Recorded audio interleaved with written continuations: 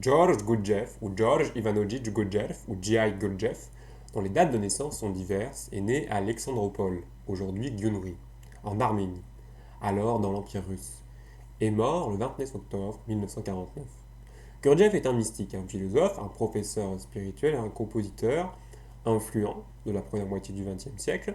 Il pensait que la plupart des humains, ne possédant pas une conscience unifiée, esprit, émotion, corps, vivent leur vie dans un état hypnotique de sommeil éveillé, mais qu'il est possible de passer à un état supérieur de conscience et d'atteindre le plein potentiel humain.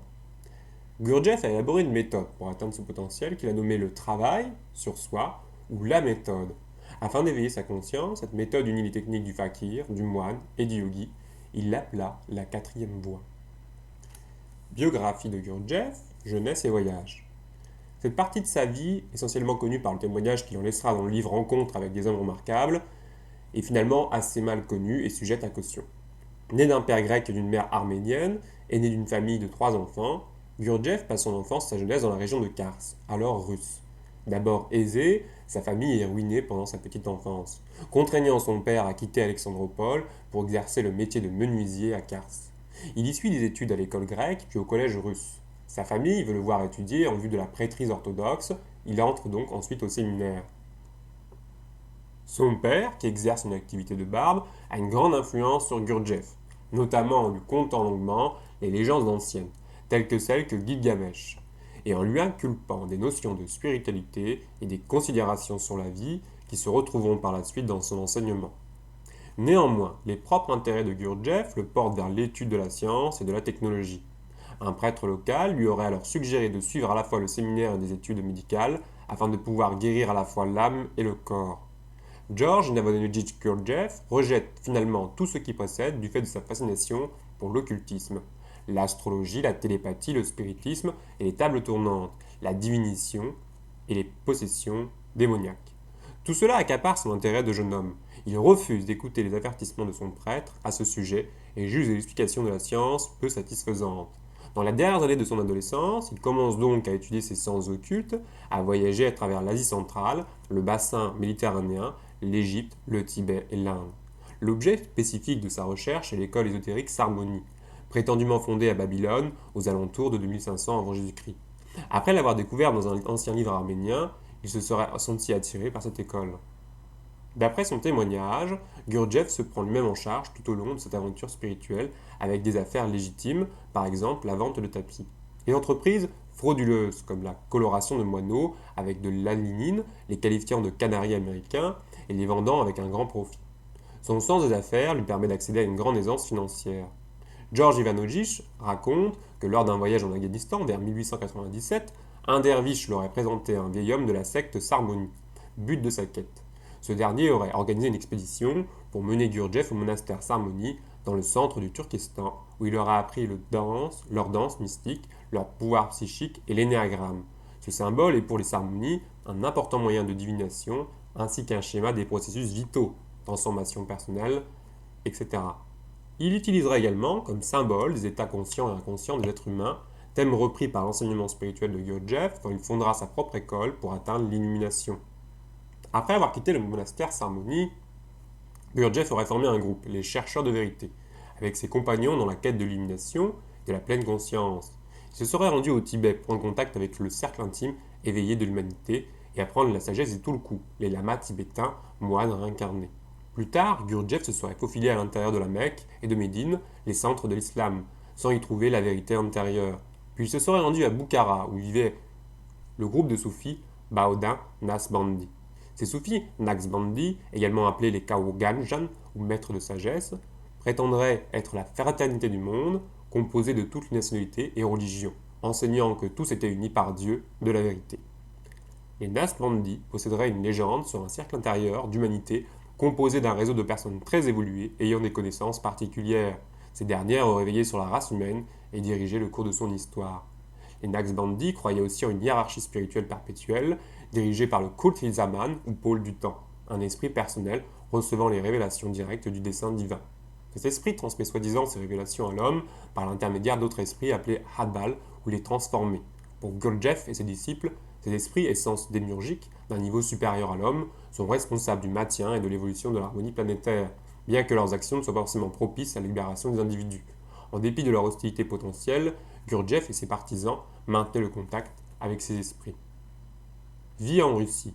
L'existence de Gurdjieff jusqu'à sa 40e année relève du mythe invérifiable. On sait seulement de manière certaine qu'il s'installe en 1912 à Moscou comme marchand de tapis orientaux et qu'il commence à grouper autour de lui des disciples recrutés dans le milieu occultiste, notamment Théosophe. Ces disciples se structurent en institut pour le développement harmonique de l'homme. Toutefois, Moscou devient vite un lieu qui ne convient pas à un millionnaire, aussi retombe-t-il en Harmonie en 1915. L'arrivée des bolcheviks en Arménie signifie l'exil pour un capitaliste peu fréquentable tel que Gurdjieff qui déménage successivement à Istanbul, Berlin, Dresde. Et enfin en 1922 à Avon en France, où il ouvre son institut, puis Paris au 6 rue des Colonels Renard. À Paris, dans la succursale de New York de l'Institut, qui ouvre en 1924, il enseigne un christianisme ésotérique, avec un programme pour aider les élèves à atteindre les plus hauts niveaux de conscience. Sa doctrine, d'inspiration soufie gnostique, englobe la croyance que chacun dispose de trois centres personnels, le mental, situé dans la tête, l'émotionnel, situé dans le cœur, et le physique, situé dans le ventre. Une première cause pour les gens d'être spirituellement endormis ou mécaniques serait le déséquilibre de ces trois centres au sein de chaque personne. Ces danses soufis et ces autres exercices sont conçus pour établir l'équilibre de ces trois centres et amener la personne au plus près d'un état spirituel alerte. Gurdjieff meurt en 82 ans à l'hôpital américain de Neuilly-sur-Seine. Il est enterré au cimetière d'Avon, en Seine-et-Marne.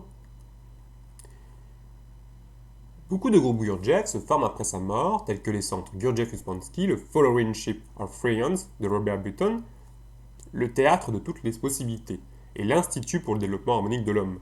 On peut citer aussi la formation Arica, du nom d'une ville située dans le nord du Chili, un programme de potentiel humain fondé par Oscar Ichazo, impliqué surtout dans la propagation de l'énéagramme.